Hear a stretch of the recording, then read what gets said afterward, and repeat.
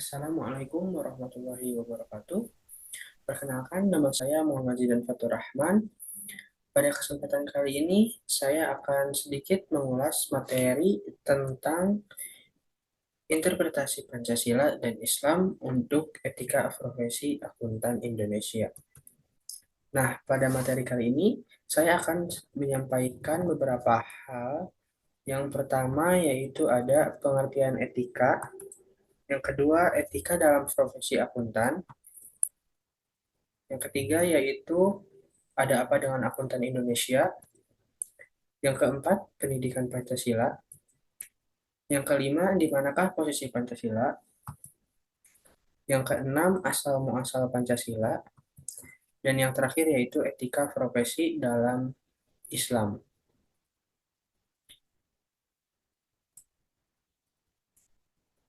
Nah, yang pertama yaitu ada pengertian etika. Nah, kata etika ini berasal dari bahasa Yunani yang yaitu ethos, yang berarti adat istiadat yang baik. Sedangkan menurut KBBI, Kamus Besar Bahasa Indonesia, etika ini didefinisikan sebagai nilai mengenai benar dan salah yang ada di suatu golongan atau masyarakat. Nah, dapat disimpulkan, etika ini merupakan suatu nilai-nilai atau suatu kumpulan moral eh, mengenai benar dan salah.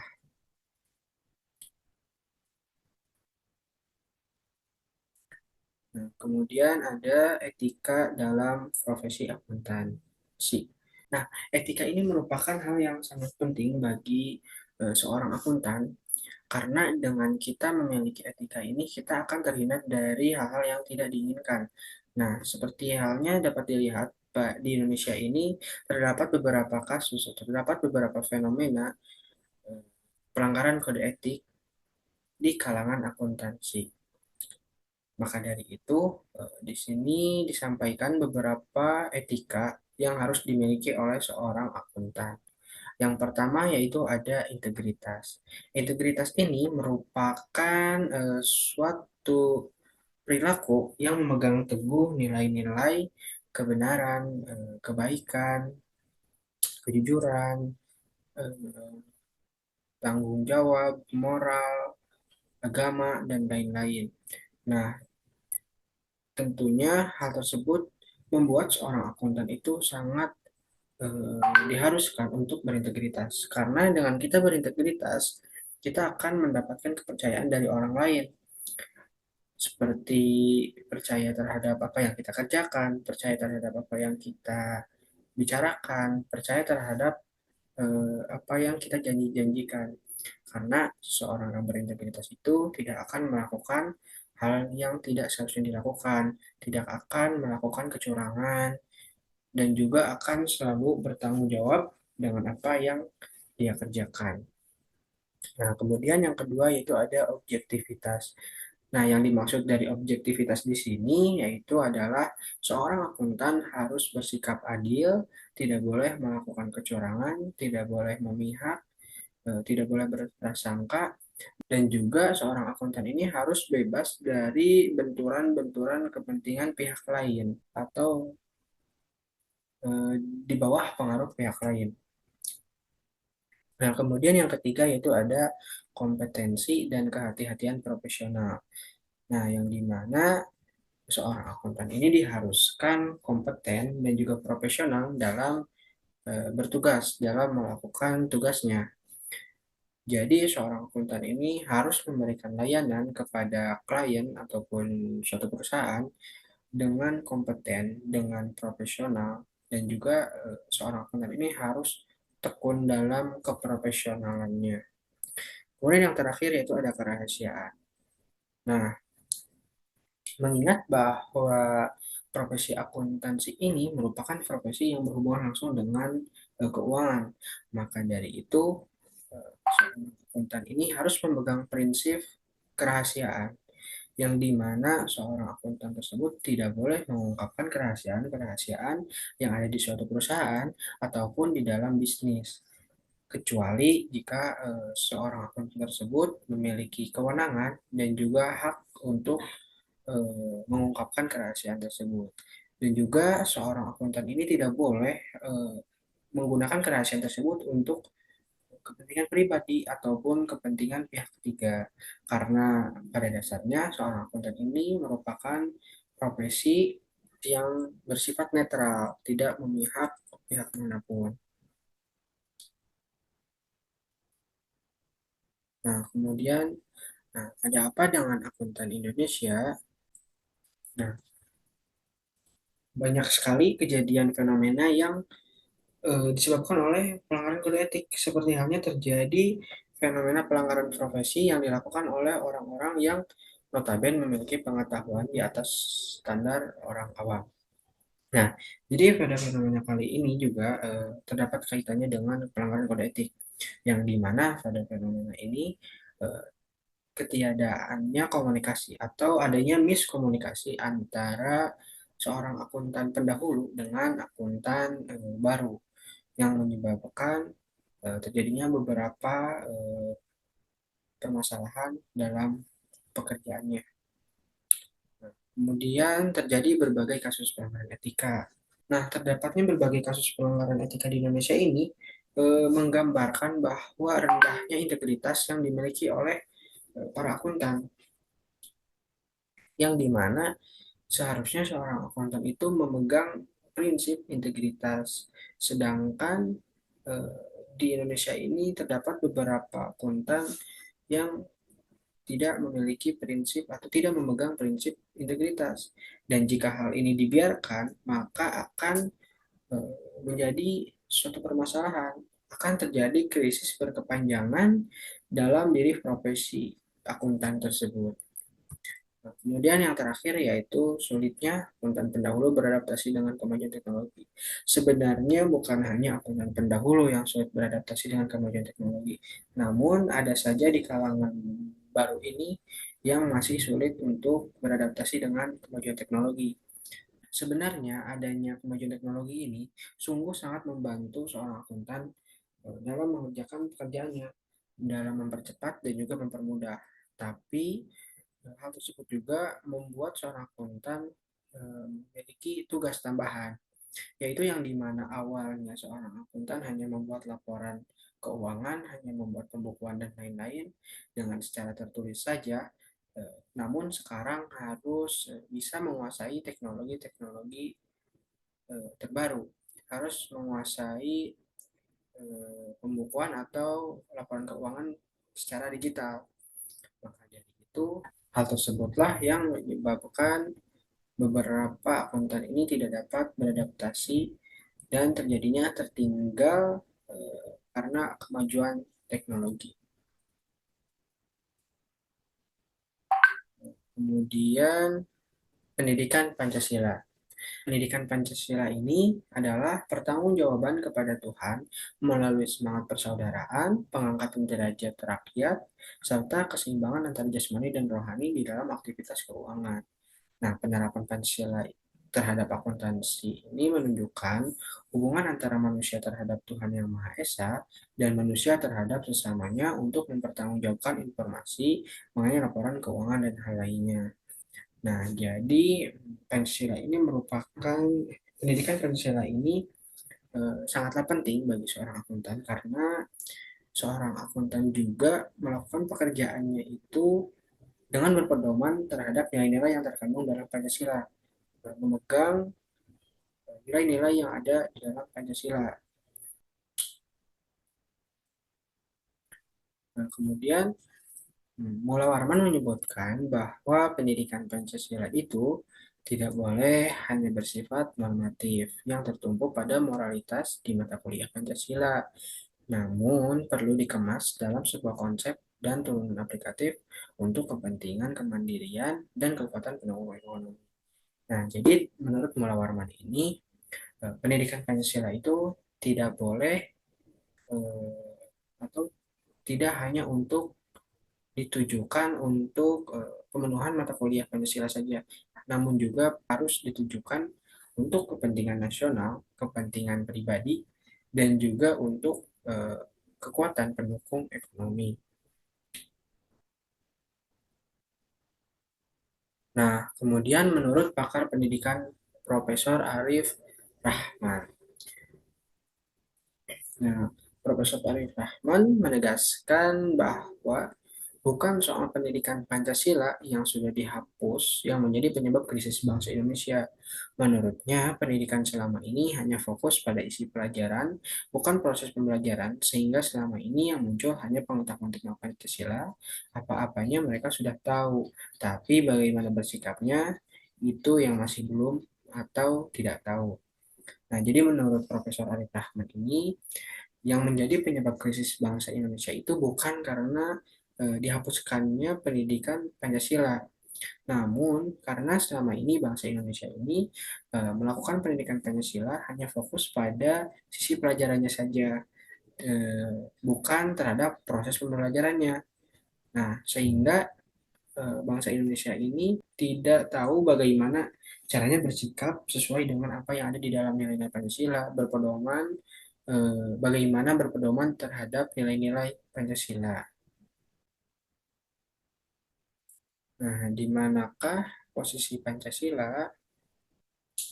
Nah, dapat dilihat pada sila pertama, ketuhanan yang Maha Esa, bahwa seorang akuntan ini mempertanggungjawabkan hasil pekerjaannya kepada Tuhan yang Maha Esa. Nah, jadi kebenaran atau kecurangan yang diperbuat oleh seorang akuntan ini akan dicatat oleh Tuhan yang Maha Esa sebagai amal baik ataupun amal buruk. Nah, hal tersebut berkaitan dengan kejujuran. Nah, dari kejujuran itulah maka hasil laporan akan dibuat secara benar. Nah, kemudian sila kedua, seorang akuntan harus berlaku adil. Nah, dalam artian seorang akuntan itu tidak boleh melakukan tindak kecurangan, tidak boleh memihak, tidak boleh mementingkan keuntungan suatu kelompok yang dapat menyebabkan eh, kerugian terhadap pihak lain atau dapat merugikan pihak lain. Kemudian sila ketiga, seorang akuntan harus memiliki semangat persatuan dan persaudaraan. Nah, dengan memiliki semangat persatuan dan persaudaraan ini, maka akan tercapai suatu kesejahteraan ekonomi dalam bangsa ini. Maka dari itu, seorang akuntan eh, harus memiliki semangat persatuan dan persaudaraan agar tercapainya suatu kesejahteraan ekonomi di negara Indonesia ini. Kemudian sila keempat, seorang akuntan tidak dapat memutuskan sebuah keputusan sepihak. Nah, dalam pekerjaannya, seorang akuntan ini tidak dapat memutuskan keputusannya sepihak, namun harus melakukan eh, musyawarah terlebih dahulu agar suatu keputusan tersebut tidak hanya terfokuskan kepada satu pihak saja atau kepada pihak-pihak tertentu. Karena pada dasarnya akuntan ini merupakan profesi yang bersifat netral. Nah, kemudian sila kelima, seorang akuntan harus turut serta dalam menyejahterakan rakyat melalui profesinya. Nah, seorang akuntan ini dapat menyejahterakan rakyatnya, yaitu dengan cara jujur dalam bekerja. Karena dengan kejujuran itulah tidak akan ada rakyat yang dirugikan ataupun tidak akan ada pihak yang dirugikan. Nah, kemudian asal muasal Pancasila. Yang pertama itu ada kausa materialis atau asal mula bahan. Pancasila ini digali dari masyarakat sehari-hari. Nah, maksudnya di dalam Pancasila ini terdapat adat istiadat, kebiasaan bangsa Indonesia itu sendiri, agama, budaya, dan lain-lain. Nah, kemudian yang kedua yaitu ada kausa formalis atau asal mula bentuk. Nah, Pancasila ini dibentuk atau dimuat dalam pembukaan Undang-Undang Dasar 1945. Maksudnya, Pancasila itu dibentuk rumusannya sebagaimana terdapat pada pembukaan Undang-Undang Dasar 1945. Dalam hal ini, BPUPKI memiliki peranan yang sangat menentukan. Kemudian yang ketiga yaitu ada kausa efisien atau asal mula karya. Nah, jadi Pancasila ini merupakan hasil yang ditetapkan oleh PPKI. Maksudnya, Pancasila ini awalnya merupakan calon dasar negara. Nah, kemudian statusnya ditingkatkan menjadi dasar negara. Pada hal inilah PPKI memiliki peranan yang sangat penting dalam mengesahkan dan juga menetapkan Pancasila sebagai dasar negara. Nah, kemudian yang terakhir yaitu ada kausa finalis atau asal mula tujuan. Nah, jadi Pancasila ini awal mulanya bertujuan sebagai dasar negara. Dan untuk mencapai kausa finalis ini diperlukan kausa atau asal mula sambungan.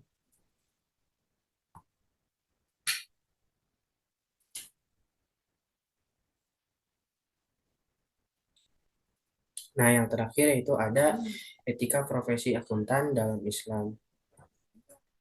Yang pertama yaitu kafa'ah, yaitu cakap atau ahli. Karena jika seorang akuntan tersebut tidak cakap atau tidak ahli di bidangnya, akan sulit untuk menyelesaikan pekerjaannya tersebut, akan sulit untuk melakukan penjurnalan, pembukuan, ataupun pembuatan laporan keuangan tersebut.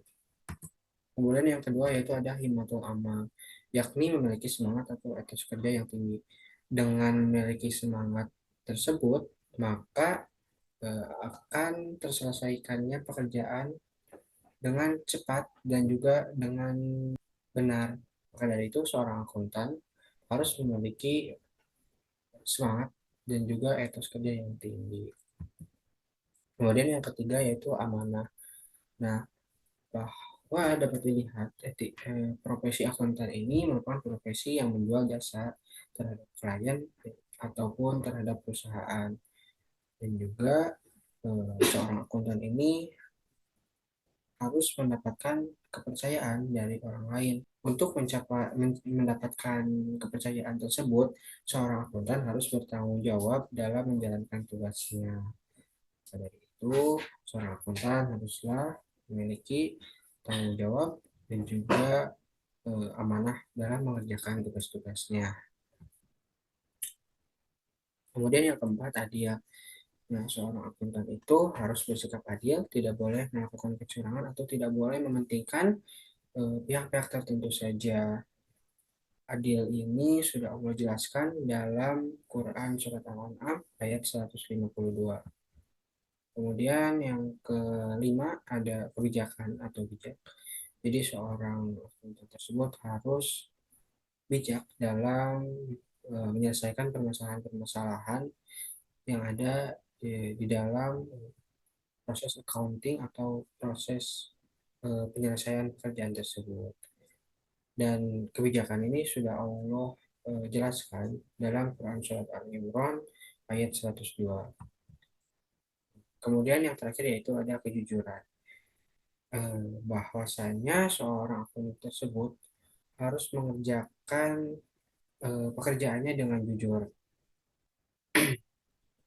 Yang dimana dari kejujuran inilah akan membuat citra seorang akun tersebut menjadi baik dan juga akan mudah seorang klien atau perusahaan memberikan kepercayaannya terhadap kita. Dan kejujuran ini sudah Allah jelaskan dalam Quran Surat Al-Anfal ayat 27.